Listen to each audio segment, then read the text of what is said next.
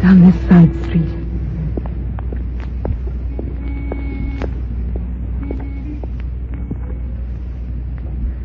Up these steps. Here's the door. Now, the key.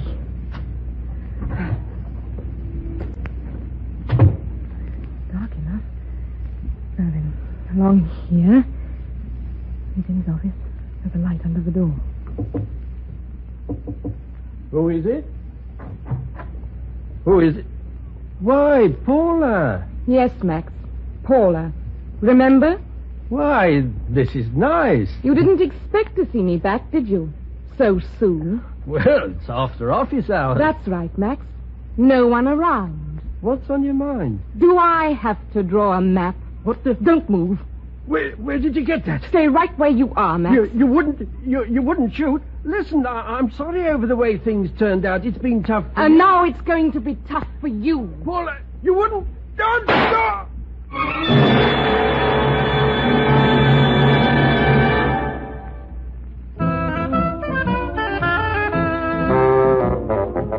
The BBC presents A Case for Dr. Morelle, another adventure by Ernest Dudley, with Thistle Parker as the famous Dr. Morelle and Sheila Sim as his secretary, Miss Frayle. Confession of Guilt.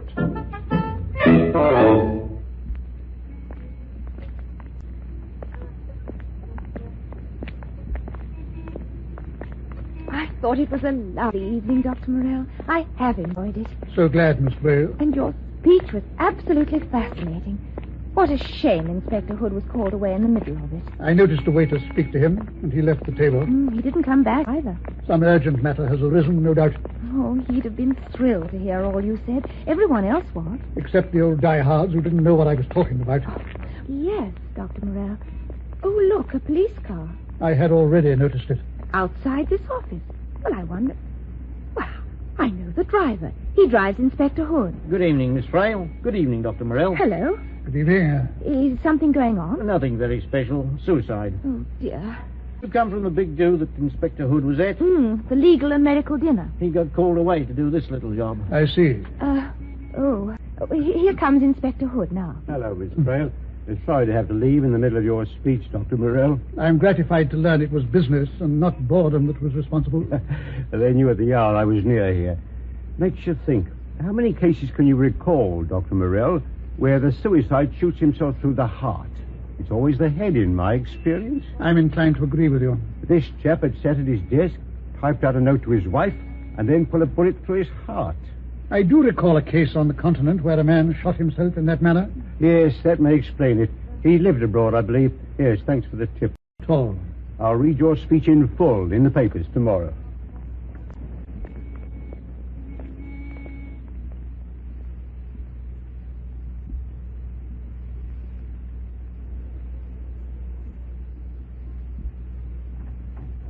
Oh, Sarge. Good morning, Inspector.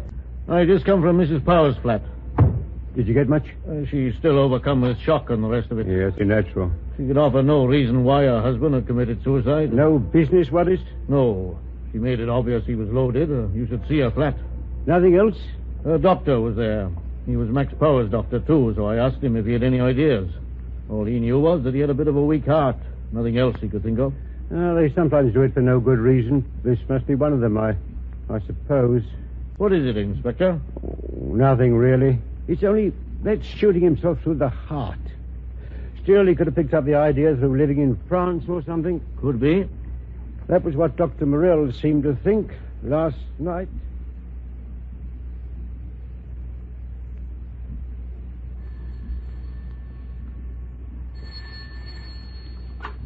This is Dr. Morelle's house. Good morning. You don't know me, but that is...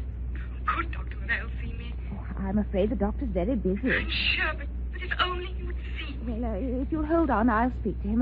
What name shall I give? Paula Webb. Miss Paula Webb. Well, just a moment, Miss Webb. I'll ask Dr. Morelle. I'm desperate. It's a matter of... Life and death. If you'll hold on, please. Someone wants an appointment, Doctor. Miss Paula Webb. The name is unfamiliar. You don't know her, but she sounds in a bit of a state. You've got half an hour free this afternoon. Oh, very well. I'll tell her. Miss Webb, Dr. Morelle can see you this afternoon at... Hello? Are you there? Miss Webb? Oh, well, I'm blessed. She's gone. Miss Webb! Oh, she's hung up. What an extraordinary way to behave. Don't you think so, Doctor? What is extraordinary, Miss Frayle, is that you should be surprised. If you could manage to concentrate your attention on these notes, mine, I should be obliged.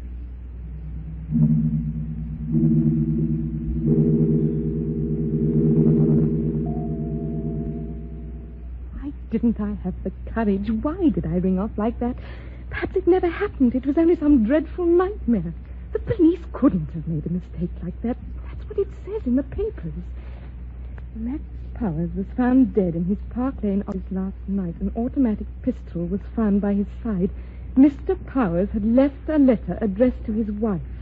Max Powers built up the Mayfair fashion house with which his name was associated until it rivaled the most... Oh, there it is.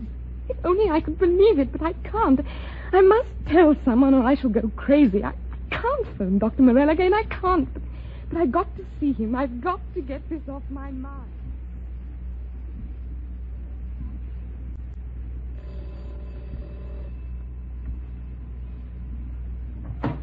Oh, good afternoon. I'm Paula Webb. Paula Webb? Oh, why, it was you who phoned this morning. Yes. Can I see him? Dr. Morelle? Now? Please make him. I make him? You don't know Dr. Morelle. If I'd phoned, I should have rung off again. Well, perhaps you'd better come in. Thank you. Miss Webb? Yes? You will stay there. I'm after that phone business. I don't want to tell Dr. Morelle you're here and then... I won't run away. I promise. Oh, well, that's all right then. Oh, dear, I know he'll bite my head off. Since a clear understanding of the results of the lie detector technique depends upon a recognition of the various blood pressure and respiration changes recorded by the instrument. Dr. Morelle, I'm so sorry to interrupt you, but... What is it? It's Miss Webb. While the lie detector records certain bodily changes which may or may not be... Whom did you see, Miss Frayle? Miss Paula Webb. Has she an appointment? Well, not exactly. Well, either she has or she hasn't. Well, she phoned about it this morning, but she didn't wait and she rang off again. Very well. I will allow myself to be persuaded by you. You'll see her? Oh, thank you. I'll go and tell her. She'll be so good. Just relax, Miss Wood. Relax. Yes, Doctor. And tell me quite quietly from the beginning. I went to work for Max Powers 2 years ago. I didn't realize that he had a wife. When I did find out, he told me he would soon be free and he could marry me. Then about a week ago, I discovered there was someone else. I can't tell you what it did to me. On the contrary, Miss Webb, you are telling me. Proceed. Last night I made up my mind. He often worked late at Park Lane, and I had a key to the back way, and I went there at the time I knew he'd be alone. His office was big and luxurious, where he entertained buyers and business people. It was next to his secretary's office. There was a light showing under his door. Who is it? Who is it? Why, Paula. Yes, Max. Paula.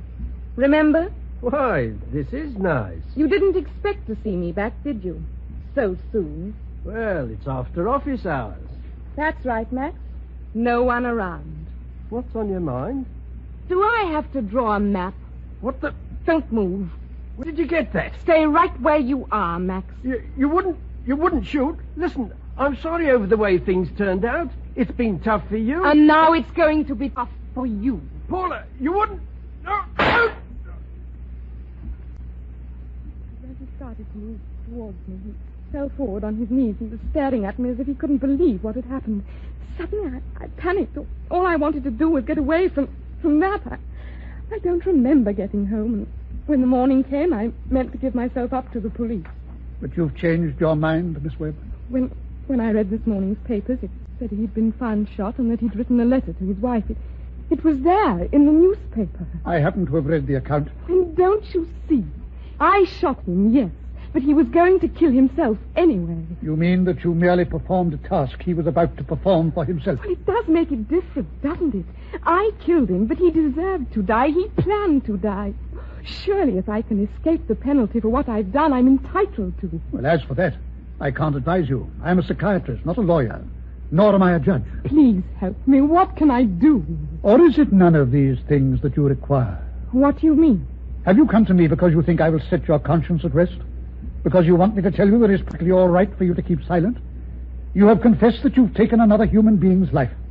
You admit that you've killed a man whom you once loved and you believed loved you. Dr. Morelle, please. You willfully murdered him, and now, because of some fortuitous chance which has completely transformed the situation, you ask me to soothe your troubled mind, smooth away your fears, so that you can go on living as if nothing has ever happened. Supposing I said that you must go to the police and tell them what you've told me. What then, Miss Webb? I don't know. You don't understand. He drove me to it. After you shot him and he fell to the floor, did you touch the body? No, I couldn't have touched him. As a matter of interest, Miss Webb, how did the gun come into your possession? I borrowed it. From whom? From a man. He's in the fashion business. I met him through Max. What's his name and address? His name's Dacre. Ellis Dacre. His address is 16 Sloane Place off Sloane Street. I see. But why are you asking me all this if you're not going to help me? It occurs to me that this matter requires probing a little more deeply. You mean, Dr. Morelle, I don't have to go to the police? I mean, Miss Webb, that this seems to be a case for me, after all.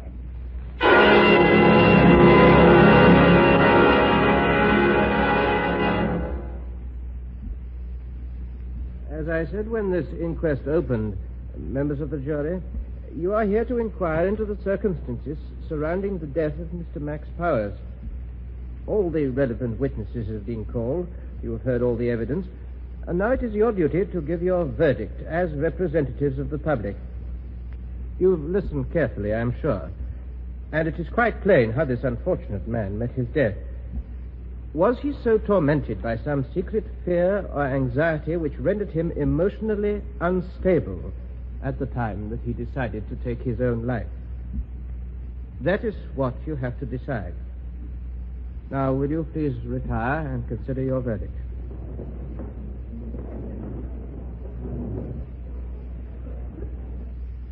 What do you think of it, Dr. Morelle? I imagine they won't be long reaching their verdict. Pretty clear cut, really. I thought you presented the facts as you saw them, plainly enough. Thanks, Doctor.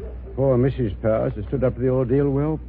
You mentioned that she'd been his secretary before she married Powers. Yes, that was about 7 years ago, I believe. I wonder if I might glance at the letter he wrote to her. Yes. Here it is. Thank you. He left it there in the machine after he typed it. Yes. I can't go on any longer.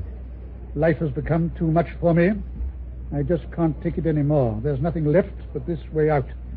Goodbye, darling. Max. Some secret worry or something got him down. So it would appear. Odd spelling, that. Did you notice? Where? Oh, that word. He must have forgotten to add the E.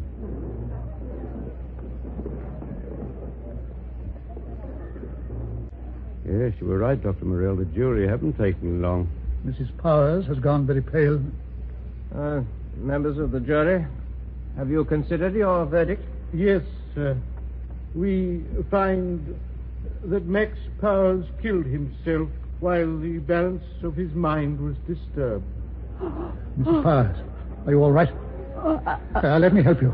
She's fainted, Dr. Morelle? Yes. It's been pretty grim for her, poor thing. Open that window, will you? Get some air to her.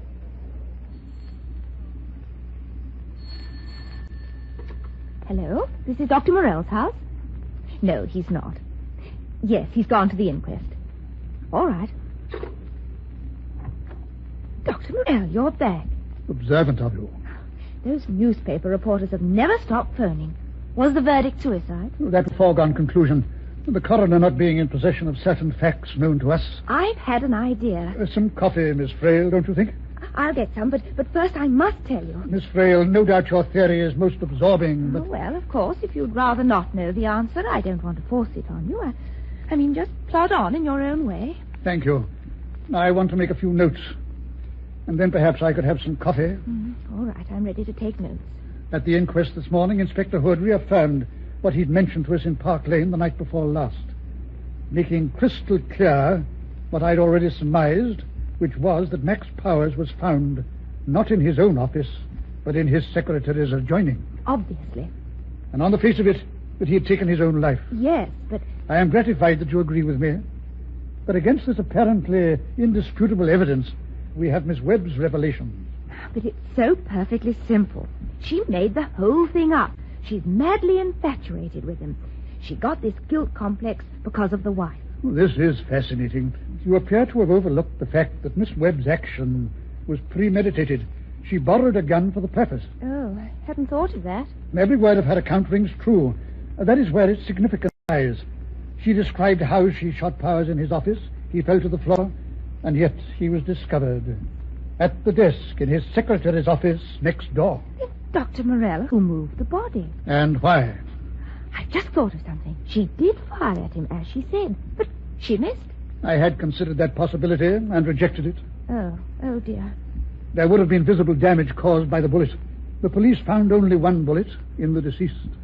Oh, I just don't understand it. Which reminds me, since I'm not going to get that coffee... Oh, Doctor. It's too late now. There's something more pressing. Yes, I think perhaps you'd better accompany me. Where are we going? To 16 Sloane Place. That's where Ellis Dacre lives. The man who lent her the gun. Precisely, my dear Miss Frayle. How dumb of me not to recognize you at once, Dr. Morelle. I've heard and read a lot about you. This is Miss Frayle, my secretary. How do you do? Delighted to meet you, Miss Frayle. What a charming photograph you have there. Why, it's her. Paula Webb. You know her? We have met. I see. Is it on account of her that you're here? You're quite the mind reader, Mr. Baker. What is this about Paula? I understand you lent her a revolver. So that's it. You're not telling me she's made a fool of herself with it.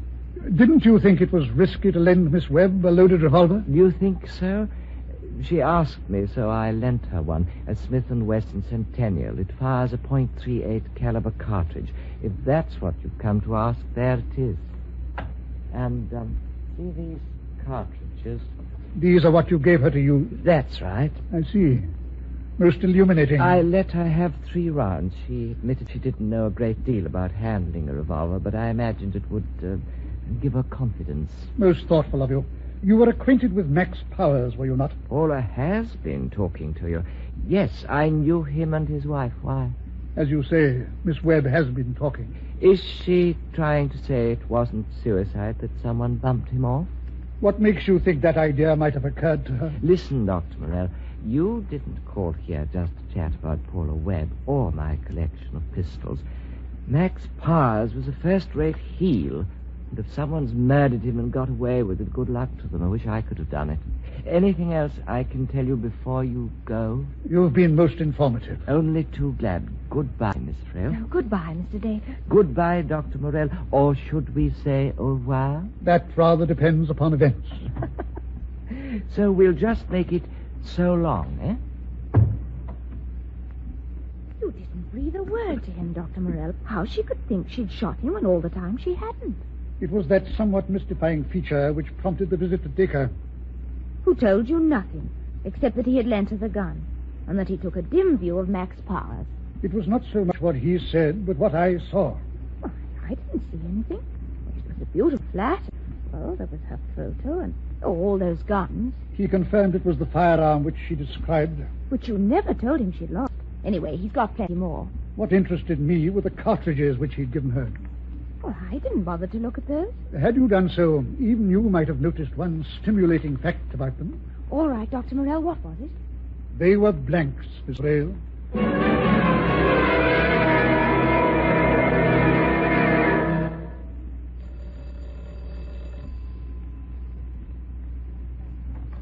Oh, Miss Webb. You've got to see him. But, Miss Webb, come back. Oh, Dr. Morelle will be annoyed.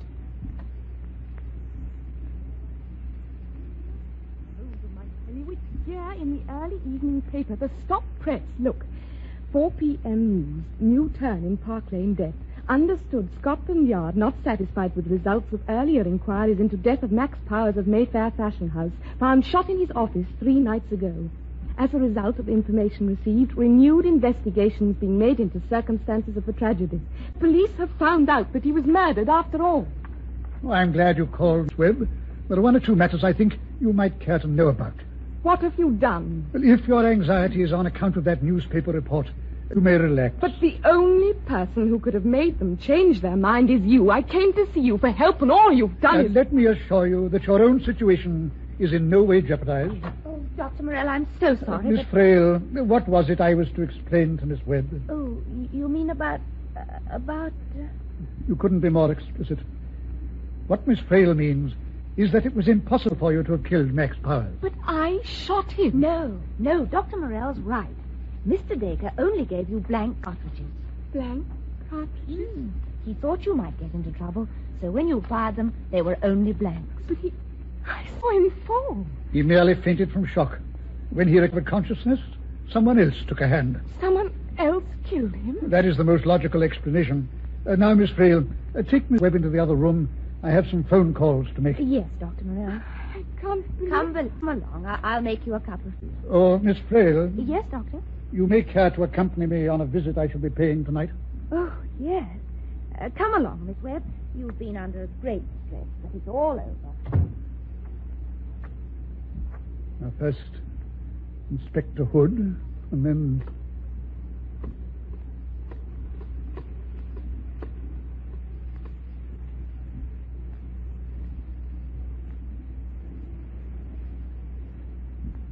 Taxi!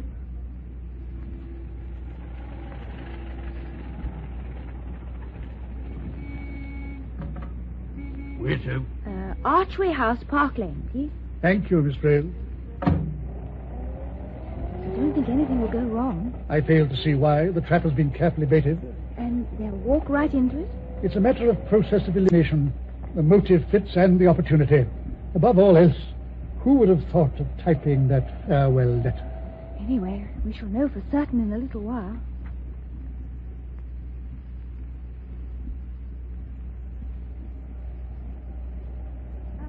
This corner, please, driver.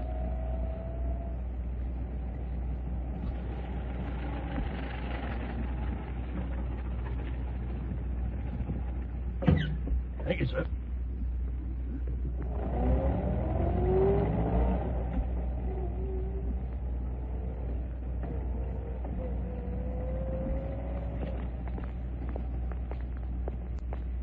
These are the steps to the back way in. You got the key? Oh, it's very dark. Would you prefer it if I left you here? Oh, no. I'll come with you. I'm flattered by your trust in me. The office will be this way. Oh, it's awfully eerie. This is the door. I suppose we can't switch on the light. You suppose right. What do we do now? Wait. I didn't know it was going to be quite like this. Quiet. What is it? Yes. Footsteps.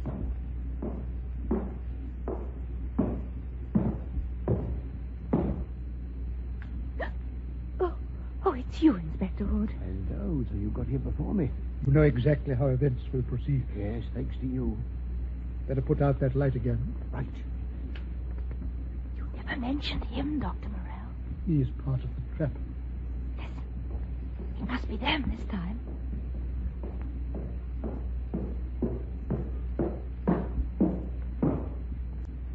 Is anyone there? It's her. All right, Hood. Good evening, Mrs. Powers. What is this? Why, you're Dr. Morelle. I regret having to disappoint you. So it was you who phoned me. You who pretended you thought you could blackmail me. I had to get you here by hook or by crook. You've got nothing to be afraid of. So what have you got me here Just for? to type a little letter. What are you talking about? You can type, can't you? Even with your gloves on, in order not to leave any fingerprints. I don't know what you're getting at. I'll tell you what to put. Just a very brief letter. Miss Frayle, put some paper in the machine. Yes, Doctor. It's up to you, Mrs. Powers. If you're innocent, you've got nothing to fear. Of course I'm innocent. Max killed himself. Then take a letter. Very well. I can't go on any longer. Stop. Life has become too much for me. I guess I just can't take it anymore. Stop.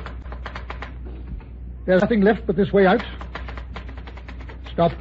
Goodbye, darling. Max. This is what he wrote. Is it? Isn't it what you wrote? Good. There it is again. Goodbye, darling. And you typed it the same way. G-O-O-D-B-Y, without the E. Well, what do you mean? I've always... Exactly, Mrs. Powers. You've always spelled goodbye without the final E.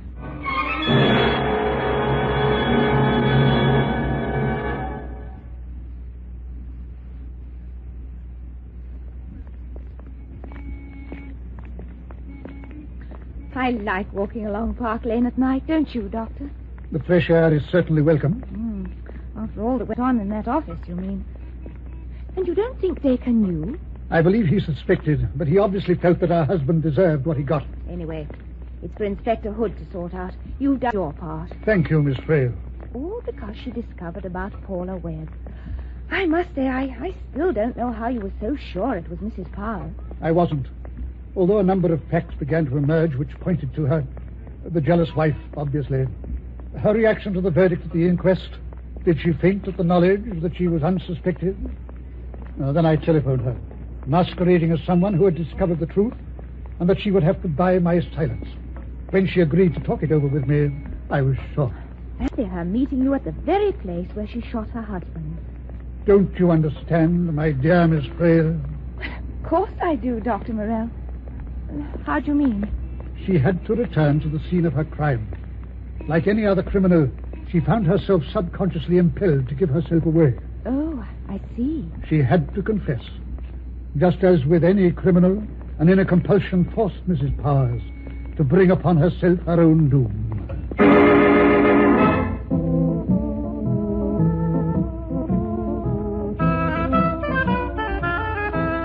That was another adventure in a BBC series featuring Ernest Dudley's famous character, Dr. Morelle, and, of course, his secretary, Miss Frayle. The artists taking part were Dr. Morelle, Cecil Parker, Miss Frayle, Sheila Sim, Inspector Hood, Philip Ray, Paula Webb, Mary Law.